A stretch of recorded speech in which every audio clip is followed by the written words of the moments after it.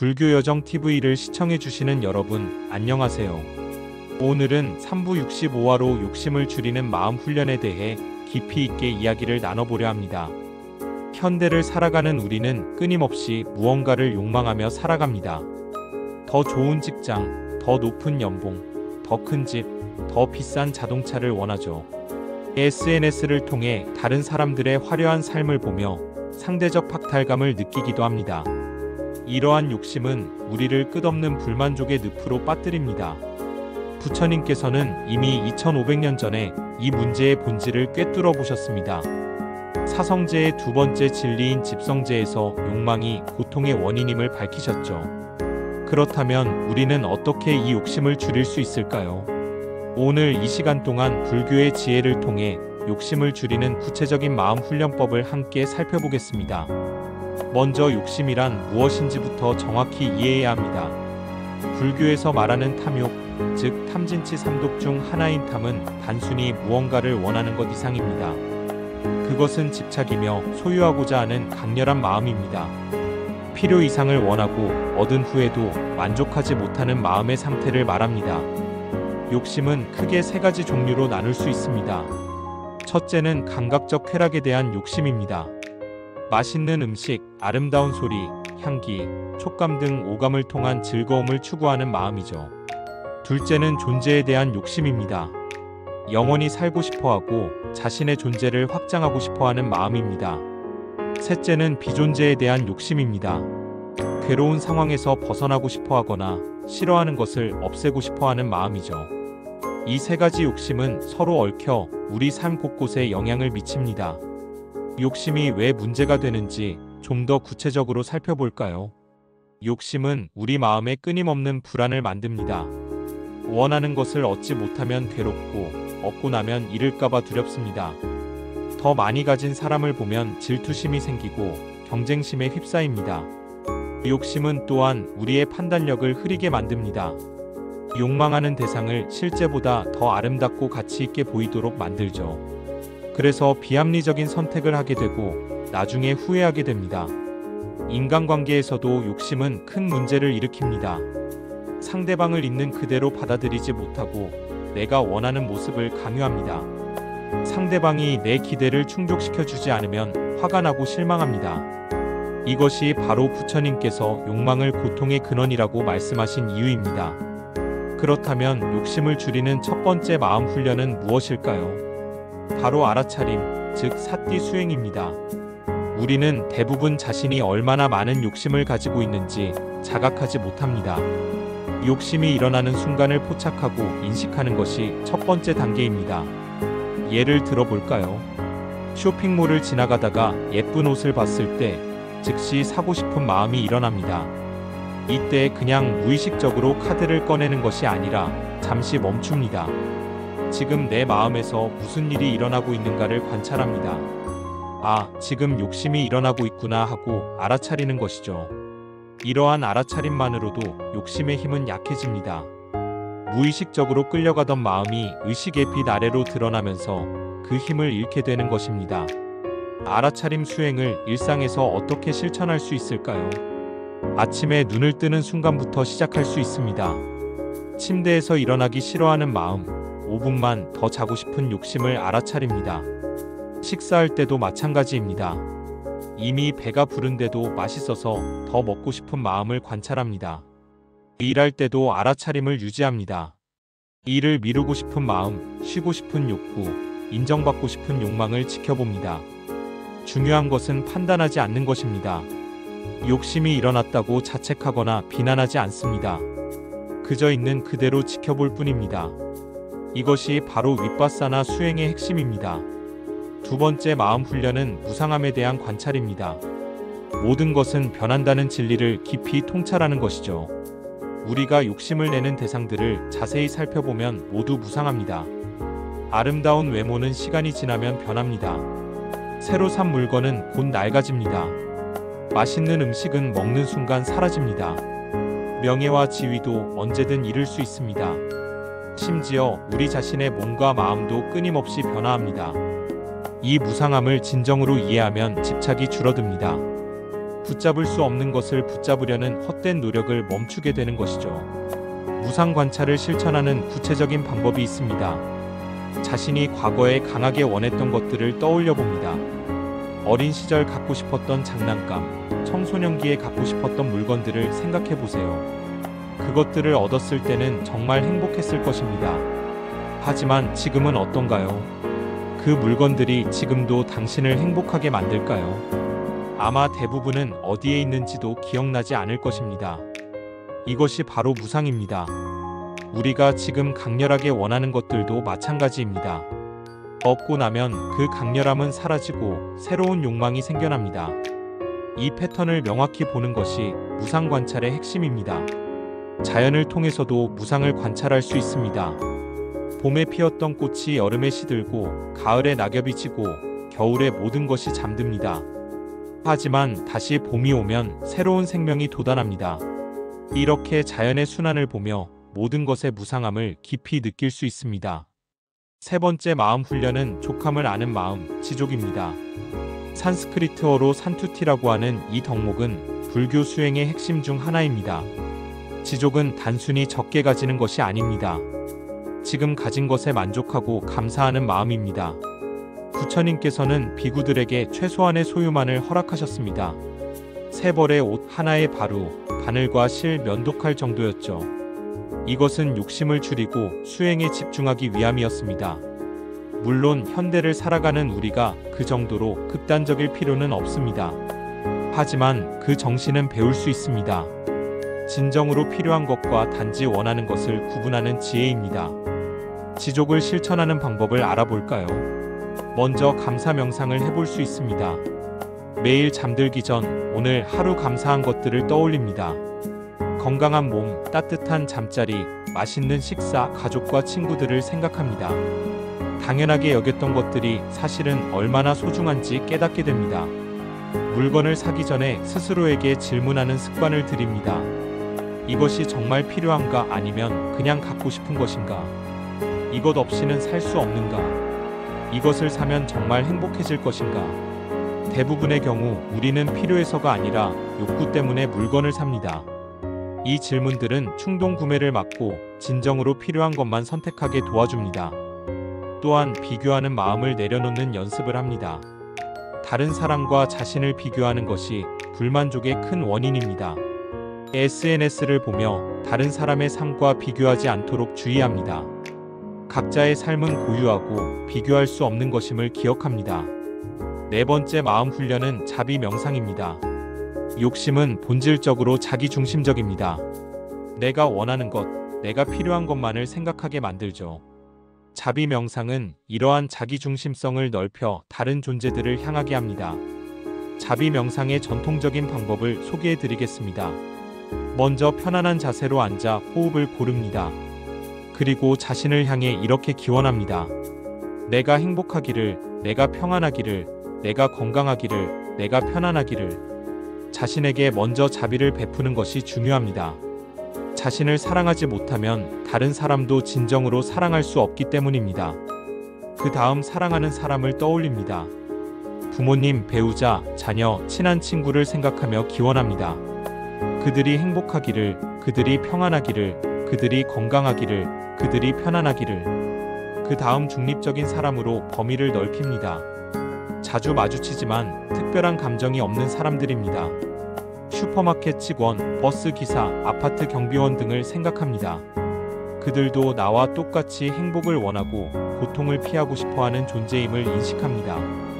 그들을 향해서도 같은 기원을 보냅니다. 더 나아가 어려운 사람, 즉 자신에게 해를 끼친 사람에게도 자비를 보냅니다. 이것은 쉽지 않지만 가장 강력한 수행입니다. 그 사람도 자신의 무지와 고통 때문에 그런 행동을 했음을 이해하려 노력합니다. 그들이 고통에서 벗어나 행복하기를 기원합니다. 마지막으로 모든 생명체로 범위를 확장합니다. 인간뿐 아니라 동물, 곤충, 식물, 모든 살아있는 존재들을 향합니다. 모든 생명이 행복하기를, 모든 생명이 고통에서 벗어나기를 기원합니다. 이러한 자비 명상을 규칙적으로 실천하면 놀라운 변화가 일어납니다. 자기중심적인 욕심이 줄어들고 다른 존재들의 행복을 진심으로 바라게 됩니다. 내가 더 가지기 위해 다른 사람과 경쟁할 필요를 느끼지 않게 됩니다. 오히려 나눔과 베풀면서 더 큰 기쁨을 발견하게 됩니다. 다섯 번째 마음 훈련은 공의 이해입니다. 공, 즉 공성은 대승불교의 핵심 가르침입니다. 모든 것은 독립적으로 존재하지 않으며 상호의존적으로 연결되어 있다는 진리입니다. 우리가 욕심을 내는 대상들을 자세히 살펴보면 실체가 없습니다. 예를 들어 자동차를 생각해 봅시다. 자동차는 수천 개의 부품으로 이루어져 있습니다. 엔진, 바퀴, 핸들, 의자 등등. 그렇다면 자동차는 정확히 어디에 있을까요? 엔진이 자동차일까요? 바퀴가 자동차일까요? 모든 부품을 분해해 놓으면 자동차는 어디에도 없습니다. 자동차라는 것은 부품들의 조합에 우리가 붙인 이름일 뿐입니다. 고정불변의 실체로서 자동차는 존재하지 않습니다. 이것이 공의 의미입니다. 우리 자신도 마찬가지입니다. 나라는 존재를 살펴보면 몸과 마음으로 이루어져 있습니다. 몸은 다시 여러 기관으로, 마음은 여러 정신작용으로 나뉩니다. 그렇다면 나는 정확히 어디에 있을까요? 고정불변의 자아라는 것은 실제하지 않습니다. 이것을 무아라고 합니다. 이 공의 이해가 왜 욕심을 줄이는 데 도움이 될까요? 우리는 나라는 고정된 자아가 있다고 믿기 때문에 그것을 보호하고 강화하려 합니다. 더 많이 소유하고 더 높은 지위를 얻고 더 좋은 평가를 받으려 합니다. 하지만 나라는 것이 고정된 실체가 아니라 변화하는 과정임을 이해하면 집착이 줄어듭니다. 소유할 나도 소유할 대상도 궁극적으로는 공하기 때문입니다. 공의 이해는 또한 자유를 가져다 줍니다. 고정된 자아가 없다면 나는 언제든 변화할 수 있습니다. 과거의 잘못에 얽매일 필요도, 특정한 정체성에 갇힐 필요도 없습니다. 매 순간 새롭게 시작할 수 있는 가능성이 열립니다. 공을 이해하기 위한 명상법이 있습니다. 호흡 관찰부터 시작합니다. 들숨과 날숨을 관찰하면서 호흡이라는 것이 실은 과정임을 봅니다. 고정된 호흡이 있는 것이 아니라 공기가 들어왔다 나가는 변화의 흐름만 있을 뿐입니다. 몸의 감각을 관찰합니다. 따뜻함, 차가움, 통증, 편안함 등의 감각들을 느낍니다. 이 감각들도 계속 변화하며 고정된 것이 아님을 알아차립니다. 생각을 관찰합니다. 생각이 일어났다가 사라지는 것을 지켜봅니다. 생각도 고정된 실체가 아니라 일어났다 사라지는 현상임을 봅니다. 이렇게 몸과 마음의 모든 현상이 변화하는 과정임을 직접 경험하면서 공을 이해하게 됩니다. 여섯 번째 마음 훈련은 올바른 노력입니다. 욕심을 줄이는 것은 하루아침에 이루어지지 않습니다. 꾸준한 노력과 인내가 필요합니다. 부처님께서는 팔정도의 하나로 정정진, 즉 올바른 노력을 말씀하셨습니다. 올바른 노력은 네 가지로 나뉩니다. 첫째, 아직 일어나지 않은 나쁜 마음이 일어나지 않도록 노력합니다. 욕심이 일어날 상황을 미리 예측하고 피합니다. 예를 들어 쇼핑 중독이 있다면 쇼핑몰에 가는 횟수를 줄입니다. 둘째, 이미 일어난 나쁜 마음을 없애도록 노력합니다. 욕심이 일어났을 때 알아차리고 내려놓습니다. 그 욕망에 끌려가지 않고 지켜보는 연습을 합니다. 셋째, 아직 일어나지 않은 좋은 마음이 일어나도록 노력합니다. 지족, 자비, 지혜 등의 마음을 개발하기 위해 노력합니다. 명상하고 경전을 읽고 좋은 친구들과 교류합니다. 넷째, 이미 일어난 좋은 마음이 더욱 자라도록 노력합니다. 순간적으로 일어난 자비심이나 감사한 마음을 놓치지 않고 키워갑니다. 그 마음을 반복해서 떠올리고 강화합니다. 이러한 올바른 노력을 실천하기 위해서는 규칙적인 수행이 중요합니다. 매일 일정한 시간에 명상하는 습관을 들입니다. 아침에 일어나자마자 10분이라도 좋습니다. 꾸준함이 가장 중요합니다. 하루 1시간 명상하다가 일주일 쉬는 것보다 매일 10분씩 하는 것이 낫습니다. 수행 일기를 쓰는 것도 도움이 됩니다. 오늘 어떤 욕심이 일어났는지, 그것을 어떻게 다뤘는지 기록합니다. 자신의 패턴을 파악하고 진전을 확인할 수 있습니다. 일곱 번째 마음 훈련은 선한 친구, 선지식과의 교류입니다. 부처님께서는 선지식과의 교류가 수행의 전부라고까지 말씀하셨습니다. 우리는 주변 사람들의 영향을 크게 받습니다. 물질적 욕망에 가득 찬 사람들과 어울리면 자연스럽게 그런 가치관에 물들게 됩니다. 반대로 지족하고 수행하는 사람들과 함께하면 그들의 좋은 영향을 받습니다. 선지식은 꼭 스승만을 의미하지 않습니다. 같은 길을 걷는 수행 친구들, 도반들도 선지식입니다. 함께 명상하고 경전을 공부하고 서로의 수행을 격려하는 공동체가 중요합니다. 혼자서는 흔들릴 때도 함께하는 이들이 있으면 힘이 납니다. 또한 좋은 스승을 찾는 것도 중요합니다. 진정으로 수행하고 깨달음을 이룬 스승에게서 직접 가르침을 받으면 길이 명확해집니다. 책으로만 배우는 것과 직접 경험한 스승에게 배우는 것은 큰 차이가 있습니다. 하지만 스승을 선택할 때는 신중해야 합니다. 진정한 스승은 제자들로부터 과도하게 무언가를 요구하지 않습니다. 돈이나 권력, 숭배를 원하지 않습니다. 오직 제자들의 깨달음과 자유를 위해 헌신합니다. 요즘은 온라인으로도 좋은 가르침을 접할 수 있습니다. 유튜브나 팟캐스트를 통해 훌륭한 스님들의 법문을 들을 수 있죠. 하지만 온라인 가르침만으로는 한계가 있습니다.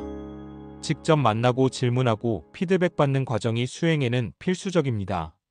가능하다면 정기적으로 사찰을 방문하거나 수행 모임에 참여하는 것이 좋습니다. 8번째 마음 훈련은 계율의 실천입니다. 불교의 옥에는 단순한 금지 조항이 아닙니다. 욕심을 줄이고 마음을 맑게 하기 위한 실천 지침입니다. 첫 번째 계율은 불살생입니다. 생명을 해치지 않는 것은 자비심의 실천입니다. 내 욕심을 위해 다른 생명을 해치지 않겠다는 다짐입니다. 두 번째 계율은 불투도입니다. 주어지지 않은 것을 취하지 않는 것입니다. 탐욕을 제어하는 가장 기본적인 실천입니다. 세 번째 계율은 불싸움입니다. 성적 욕망을 절제하고 올바르게 다루는 것입니다. 감각적 쾌락에 대한 집착을 줄이는 연습입니다. 네 번째 계율은 불망어입니다. 거짓말을 하지 않는 것입니다. 거짓말은 종종 욕심에서 비롯됩니다. 이익을 얻거나 손해를 피하기 위해 진실을 왜곡하죠. 다섯 번째 계율은 불음주입니다. 마음을 흐리게 하는 술이나 약물을 피하는 것입니다. 맑은 정신으로 욕망을 알아차리고 다루기 위함입니다. 이 5개를 지키는 것 자체가 욕심을 줄이는 강력한 수행입니다. 매 순간 내 행동이 탐욕에서 비롯된 것인지 점검하게 됩니다. 또한 계율을 지킴으로써 양심의 가책이나 후회가 줄어듭니다.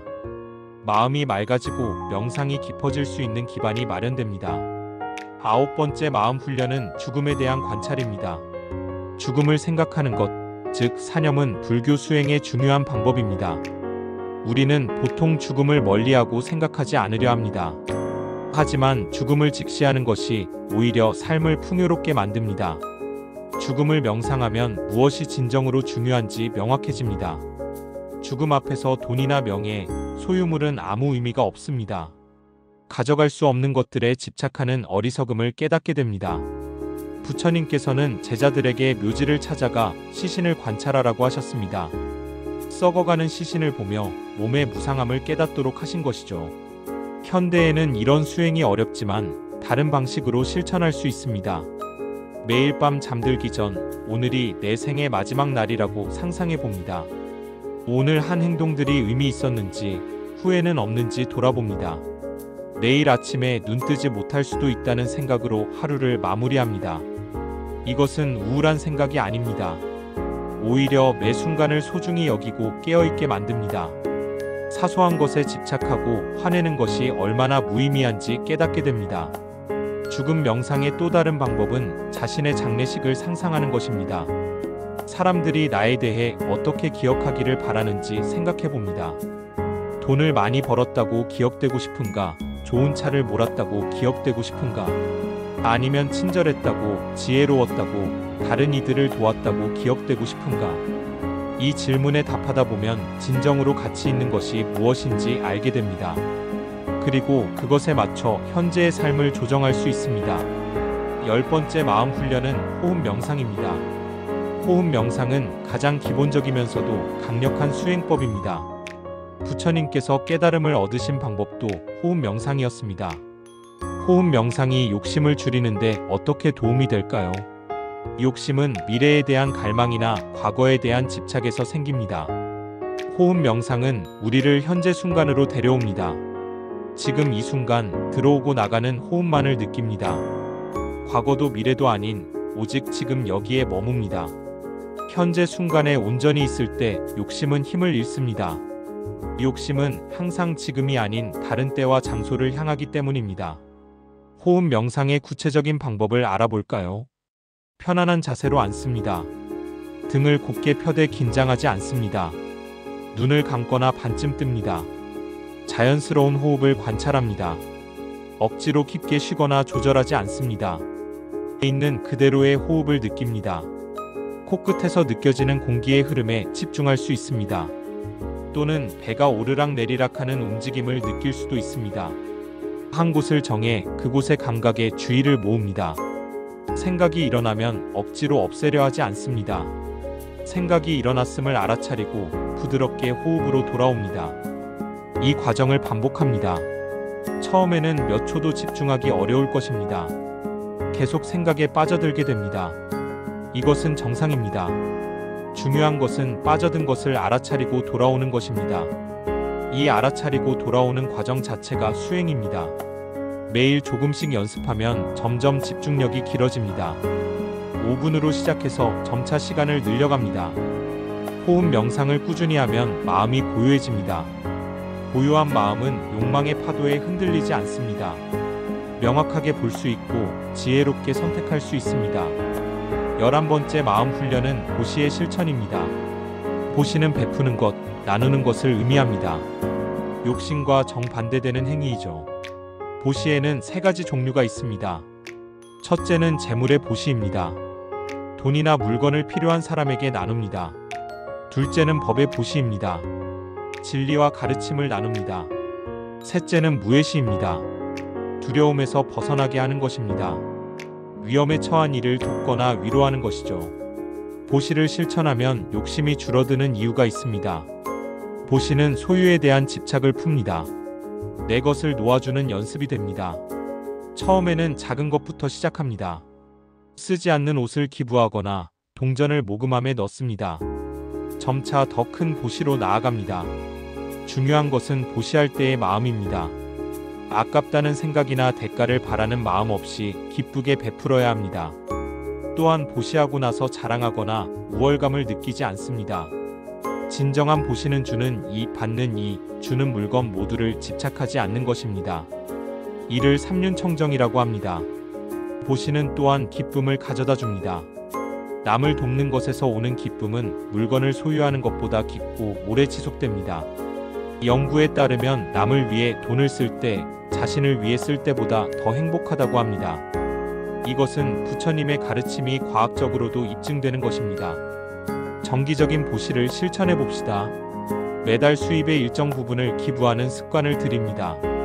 또는 시간을 내어 봉사활동을 합니다. 이러한 실천이 욕심을 줄이고 자비심을 키웁니다. 12번째 마음 훈련은 연기법의 이해입니다. 연기법은 부처님께서 깨달으신 핵심 진리입니다. 모든 것은 원인과 조건에 의해 생겨난다는 법칙입니다. 욕심도 마찬가지입니다. 저절로 생기는 것이 아니라 원인과 조건이 있습니다. 광고를 보거나 다른 사람의 물건을 보거나 결핍감을 느낄 때 욕심이 생깁니다. 이 원인과 조건을 이해하면 욕심을 예방할 수 있습니다. 예를 들어 쇼핑 광고를 자주 보면 욕심이 생기기 쉽습니다. 그렇다면 광고 노출을 줄이면 됩니다. TV 시청을 줄이고 광고 차단 프로그램을 사용합니다. SNS에서 명품이나 사치품 계정을 언팔로우합니다. 또한 욕심이 생기는 자신만의 패턴을 관찰합니다. 스트레스를 받을 때 쇼핑으로 해소하려 하나요? 외로울 때 음식으로 채우려 하나요? 자신의 패턴을 알면 다른 방법으로 대처할 수 있습니다. 스트레스를 받으면 쇼핑 대신 명상이나 운동을 합니다. 외로우면 친구에게 연락하거나 책을 읽습니다. 연기법은 또한 희망을 줍니다. 욕심이 원인과 조건으로 생긴다면 그 조건을 바꾸면 욕심도 사라집니다. 태어날 때부터 욕심 많은 사람은 없습니다. 모두 조건에 따라 학습된 것입니다. 따라서 새로운 조건을 만들면 욕심을 줄일 수 있습니다. 좋은 환경을 만들고 좋은 습관을 들이고 좋은 사람들과 어울립니다. 이것이 바로 연기법을 실천하는 것입니다. 13번째 마음 훈련은 몸 관찰 명상입니다. 우리 몸을 있는 그대로 관찰하는 수행법입니다. 많은 욕심이 몸과 관련되어 있습니다. 맛있는 음식, 편안한 잠자리, 아름다운 외모 등을 원합니다. 몸을 관찰하면 이러한 욕심의 본질을 꿰뚫어 볼 수 있습니다. 부처님께서 가르치신 신념처 수행법이 있습니다. 첫째, 몸의 자세를 관찰합니다. 앉아 있는지, 서 있는지, 걷는지, 눕는지 알아차립니다. 둘째, 몸의 동작을 관찰합니다. 팔을 들 때, 다리를 움직일 때, 고개를 돌릴 때 알아차립니다. 셋째, 몸의 감각을 관찰합니다. 따뜻함, 차가움, 무거움, 가벼움 등을 느낍니다. 넷째, 몸의 구성 요소를 관찰합니다. 머리카락, 피부, 살, 뼈, 장기 등으로 이루어져 있음을 봅니다. 이렇게 몸을 관찰하면 몸에 대한 환상이 깨집니다. 아름답고 영원할 것 같은 몸이 사실은 부패하고 변하는 것임을 봅니다. 몸을 깨끗하게 유지하려면 끊임없이 씻고 돌봐야 합니다. 방치하면 금방 냄새나고 불결해집니다. 이것은 몸을 멸시하라는 것이 아닙니다. 있는 그대로 보라는 것입니다. 몸을 과대평가하지도 과소평가하지도 않습니다. 수행의 도구로서 소중히 여기되 집착하지 않습니다. 몸 관찰 명상을 식사 때 실천할 수 있습니다. 음식을 먹을 때 맛뿐 아니라 씹는 동작, 삼키는 느낌을 관찰합니다.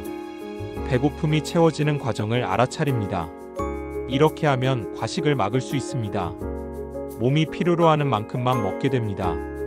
14번째 마음 훈련은 감정 관찰입니다. 욕심은 종종 감정과 연결되어 있습니다. 허전함, 외로움, 불안감을 음식이나 쇼핑으로 채우려 합니다.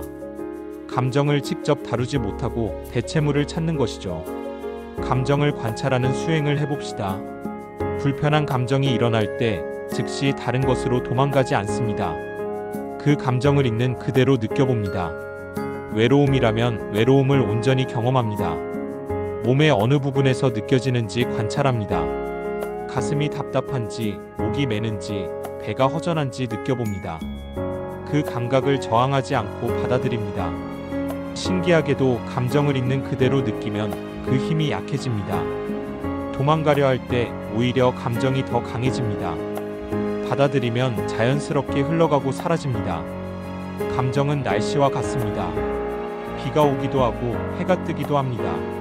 하지만 하늘 자체는 변하지 않습니다.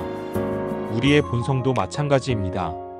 기쁨과 슬픔, 화와 평화가 지나가지만 그것을 지켜보는 알아차림은 변하지 않습니다. 이 알아차림, 즉 깨어있음을 발견하는 것이 수행의 목표입니다. 감정 일기를 쓰는 것도 도움이 됩니다. 오늘 어떤 감정을 느꼈는지, 그때 어떤 욕심이 일어났는지 기록합니다. 패턴을 발견하고 더 지혜롭게 대응할 수 있습니다. 15번째 마음 훈련은 비교하지 않는 마음입니다. 많은 욕심이 비교에서 생깁니다. 다른 사람이 가진 것을 보고 나도 갖고 싶어집니다. 다른 사람보다 더 많이 가지려고 경쟁합니다. 하지만 비교는 끝이 없습니다. 아무리 많이 가져도 더 많이 가진 사람이 있습니다. 비교는 영원한 불만족을 만듭니다. 부처님께서는 자신과 남을 비교하지 말라고 하셨습니다. 각자의 업과 조건이 다르기 때문입니다. 씨앗이 다르고 토양이 다른데 같은 열매를 기대할 수 없습니다. 비교 대신 자신의 성장에 집중합니다. 어제의 나와 오늘의 나를 비교합니다. 욕심이 조금이라도 줄었는지, 자비심이 조금이라도 늘었는지 봅니다. SNS 사용을 줄이는 것이 도움이 됩니다. SNS는 끊임없는 비교를 부추깁니다. 다른 사람들의 가장 좋은 순간만을 보게 되고 자신의 일상과 비교하게 됩니다. 이것은 공정한 비교가 아닙니다. 하루에 SNS 사용 시간을 정해두고 지킵니다. 또는 일주일에 하루는 완전히 디지털 디톡스를 합니다. 감사 수행도 비교하는 마음을 줄입니다. 내가 가진 것에 감사하면 남과 비교할 필요가 없어집니다. 지금 여기에 만족하는 마음이 생깁니다. 16번째 마음 훈련은 단순한 삶의 실천입니다. 현대 사회는 복잡함으로 가득합니다. 수많은 물건, 수많은 선택, 수많은 정보로 넘쳐납니다. 이 복잡함이 욕심을 부추깁니다. 단순하게 사는 것은 욕심을 줄이는 강력한 방법입니다. 미니멀리즘이라고도 불리는 이 삶의 방식은 불교의 지족 정신과 통합니다. 단순한 삶을 실천하는 구체적인 방법들이 있습니다. 물건을 줄입니다. 1년 동안 사용하지 않은 물건은 버리거나 기부합니다. 새로운 물건을 살 때는 하나를 사면 하나를 버리는 규칙을 만듭니다. 옷장을 정리합니다. 정말 좋아하고 자주 입는 옷만 남깁니다. 선택의 피로를 줄이고 아침 시간을 절약할 수 있습니다. 디지털 단순화도 중요합니다. 스마트폰 앱을 정리하고 필수적인 것만 남깁니다. 이메일 구독을 정리하고 불필요한 알림을 끕니다. 일정을 단순화합니다. 모든 약속과 활동이 정말 필요한지 점검합니다. 노라고 말하는 법을 배웁니다. 여백이 있는 일정이 더 풍요로운 삶을 만듭니다. 식사를 단순화합니다. 복잡한 요리 대신 간단하고 건강한 식사를 합니다. 가공식품을 줄이고 자연식을 늘립니다. 단순한 삶은 가난한 삶이 아닙니다. 오히려 진정으로 중요한 것에 풍요로운 삶입니다. 불필요한 것들을 덜어내면 정말 소중한 것들이 보입니다. 17번째 마음 훈련은 인내심 기르기입니다. 욕심은 즉각적인 만족을 원합니다. 지금 당장 가지고 싶고 지금 당장 즐기고 싶어 합니다. 이러한 성급함이 충동적인 행동을 만듭니다. 인내심을 기르면 욕심을 다스릴 수 있습니다. 원하는 것을 바로 얻지 않아도 견딜 수 있는 힘이 생깁니다. 불교에서는 인내를 인욕이라고 하며 육바라밀 중 하나로 가르칩니다. 인내심을 기르는 연습법이 있습니다. 작은 불편함을 견디는 연습을 합니다. 조금 덥거나 추울 때 바로 에어컨이나 히터를 켜지 않고 잠시 견뎌봅니다. 배가 고플 때 바로 먹지 않고 10분 더 기다려봅니다. 원하는 물건을 살 때 30일 규칙을 적용합니다. 사고 싶은 것이 생기면 바로 사지 않고 30일을 기다립니다. 30일 후에도 여전히 필요하고 원한다면 그때 구매합니다. 대부분은 30일이 지나면 관심이 사라집니다. 이것이 욕심의 무상함을 보여줍니다. 명상도 인내심을 기릅니다. 가만히 앉아 있는 것 자체가 인내의 수행입니다. 몸이 불편하고 마음이 산란해도 그 자리를 지킵니다.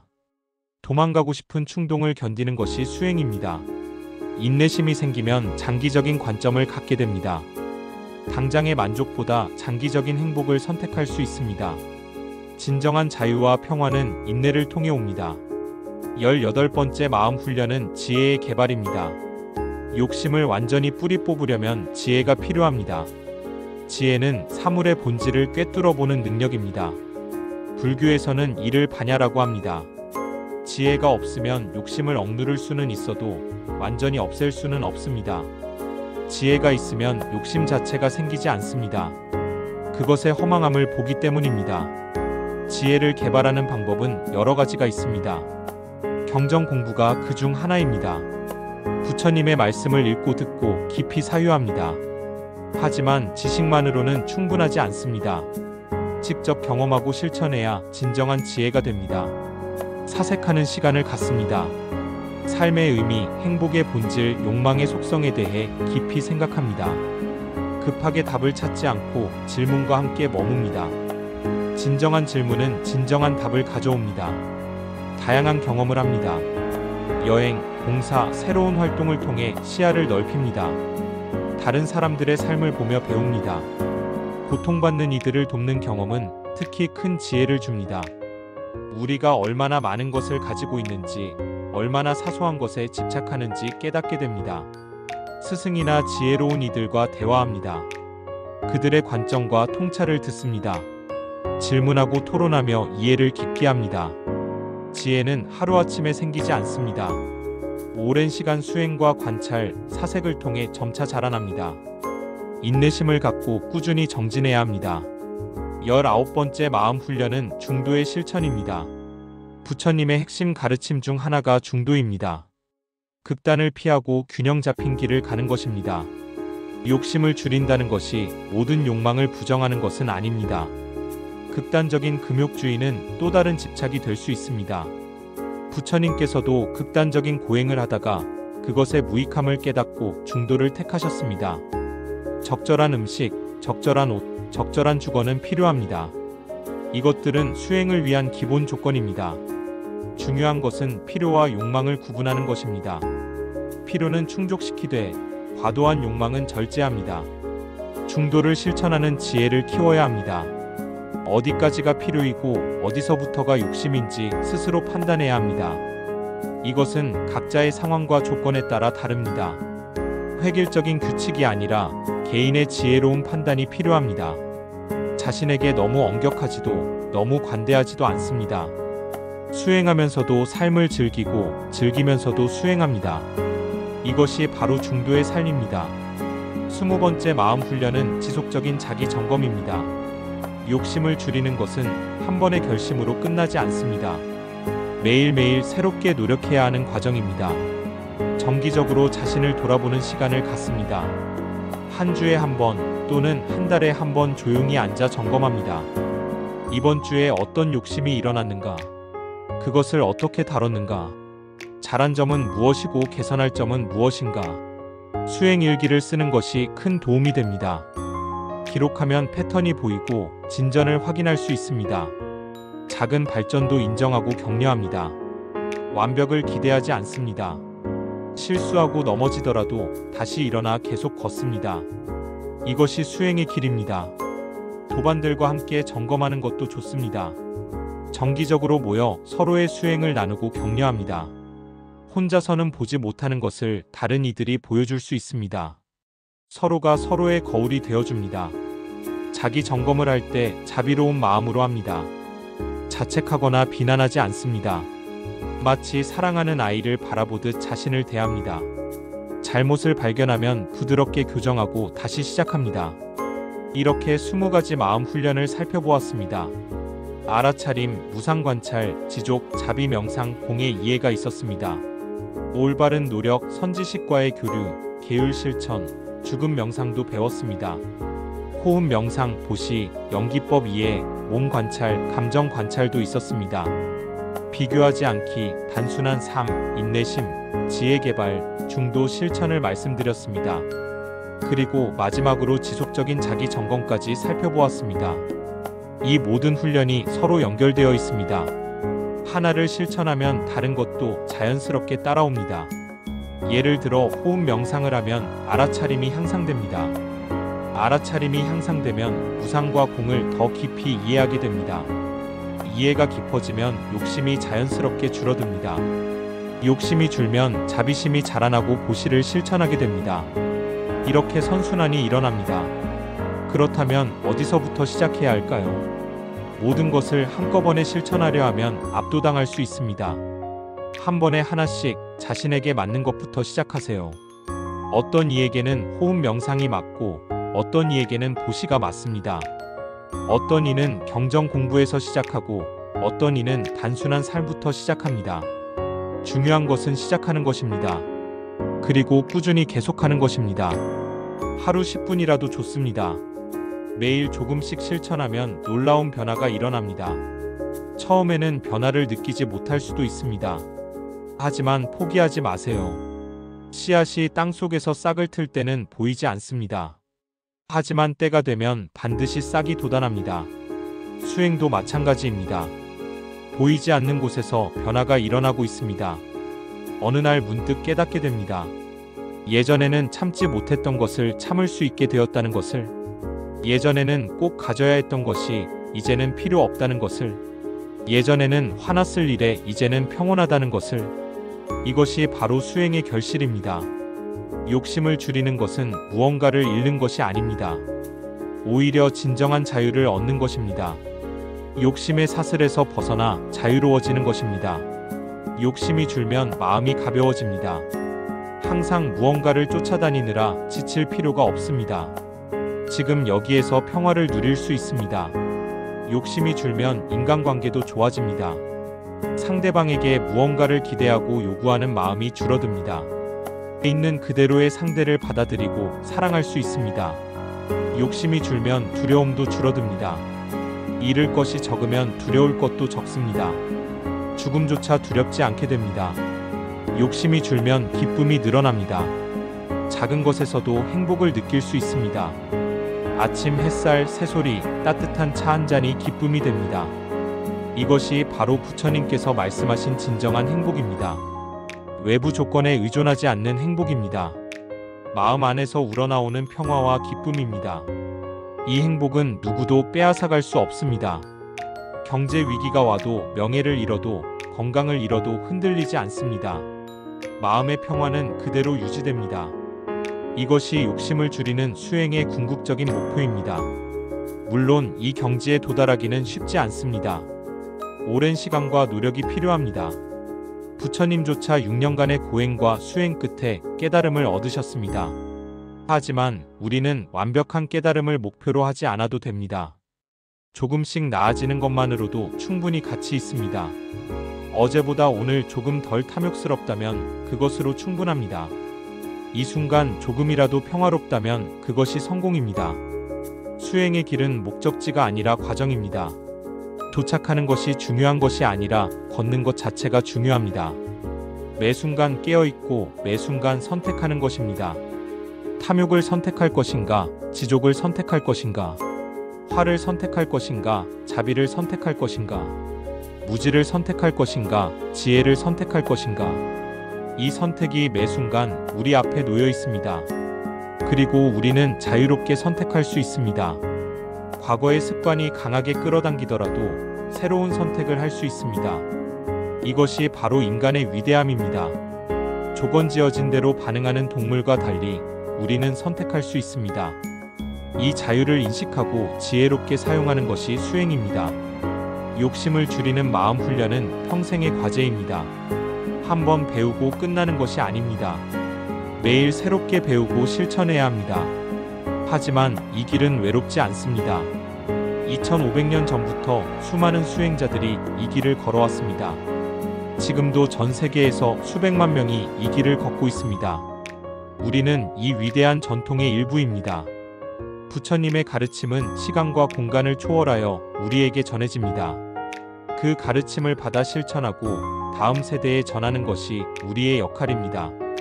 욕심을 줄이는 것은 개인의 행복을 위해서만이 아닙니다. 사회 전체의 평화를 위해서도 중요합니다.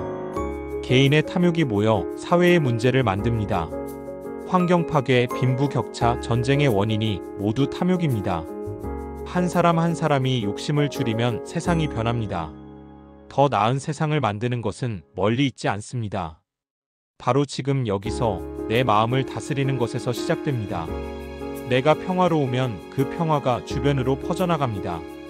내가 자비로우면 그 자비가 세상을 변화시킵니다. 이것이 바로 대승불교의 보살 정신입니다. 나만의 해탈이 아니라 모든 중생과 함께 깨달음을 이루고자 하는 마음입니다. 욕심을 줄이는 수행을 하면서 이 넓은 마음을 잊지 마세요. 나 자신의 평화뿐 아니라 모든 존재의 행복을 위해 수행합니다. 이 발언이 수행에 큰 힘을 줍니다. 나만을 위한 것이 아니기에 더욱 열심히 정진하게 됩니다. 어려울 때도 포기하지 않고 계속할 수 있는 힘이 됩니다. 오늘 이 시간 함께 나눈 가르침들을 기억하시기 바랍니다. 알아차림으로 욕심이 일어나는 순간을 포착하세요. 무상을 관찰하여 집착을 내려놓으세요. 지족하는 마음으로 지금 가진 것에 감사하세요. 자비 명상으로 자기중심성을 넓히세요. 공을 이해하여 진정한 자유를 얻으세요. 올바른 노력으로 꾸준히 정진하세요. 선지식과 함께 수행의 길을 걸으세요. 계율을 지켜 마음의 기반을 다지세요. 죽음을 명상하여 진정으로 중요한 것을 보세요. 호흡 명상으로 현재 순간에 머무세요. 보시를 실천하여 나누는 기쁨을 경험하세요. 연기법을 이해하여 조건을 바꾸세요. 몸을 관찰하여 집착을 줄이세요. 감정을 관찰하여 지혜롭게 다루세요. 비교하지 말고 자신의 길을 가세요. 단순하게 살며 본질에 집중하세요. 인내심을 기르며 성급함을 버리세요. 지혜를 개발하여 본질을 꿰뚫어 보세요. 중도를 실천하며 균형을 유지하세요. 지속적으로 자기 점검을 하며 성장하세요. 이 모든 가르침은 부처님께서 우리에게 주신 선물입니다. 고통에서 벗어나 진정한 행복에 이르는 길입니다. 이 길은 누구에게나 열려 있습니다. 나이, 성별, 직업, 학력과 무관합니다. 오직 진실한 마음으로 실천하려는 의지만 있으면 됩니다. 지금 이 순간이 바로 시작하기에 가장 좋은 때입니다. 내일이나 다음 주를 기다릴 필요가 없습니다. 바로 지금 이 순간부터 시작하세요. 깊은 호흡을 3번 하는 것만으로도 시작할 수 있습니다. 지금 가진 것에 감사하는 마음을 내는 것만으로도 충분합니다. 욕심을 줄이는 여정은 때로 힘들고 어려울 수 있습니다. 오랜 습관을 바꾸는 것은 쉽지 않습니다. 넘어지고 실수할 때도 있을 것입니다. 하지만 괜찮습니다. 넘어지는 것은 실패가 아닙니다. 다시 일어나지 않는 것만이 실패입니다. 매번 넘어질 때마다 배웁니다. 무엇이 나를 넘어지게 했는지, 어떻게 하면 피할 수 있는지 배웁니다. 이 모든 경험이 지혜가 되고 힘이 됩니다. 수행의 길에는 끝이 없습니다. 부처님의 경지에 이르기까지 끝없는 정진이 필요합니다. 하지만 동시에 매 순간이 완성입니다. 지금 이 순간 깨어 있다면, 지금 이 순간 평화롭다면 그것으로 충분합니다. 목적지를 향해 달려가느라 지금을 놓치지 마세요. 걷는 그 자체를 즐기세요. 수행하는 그 자체가 이미 깨달음입니다. 부처님께서 말씀하셨습니다. 자신의 구원자는 자기 자신이라고.